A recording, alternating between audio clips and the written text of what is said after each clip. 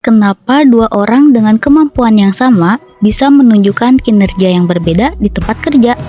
Jawabannya ada pada dasar-dasar perilaku individu.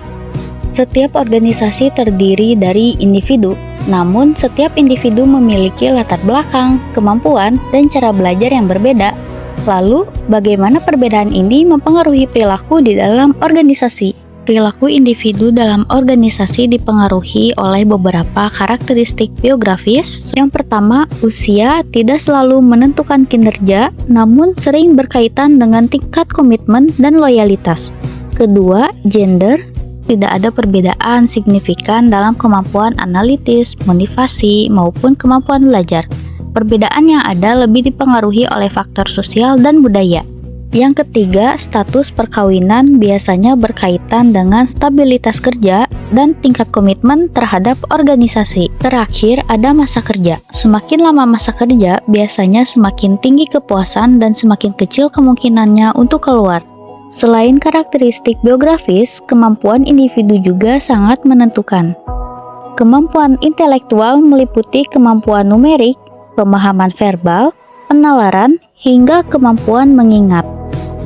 Sedangkan kemampuan fisik mencakup kekuatan, fleksibilitas, koordinasi, dan stamina.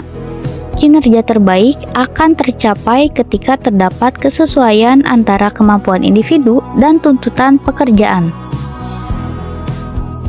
Perilaku individu juga dibentuk melalui proses pembelajaran. Pembelajaran adalah perubahan perilaku yang relatif permanen sebagai hasil dari pengalaman.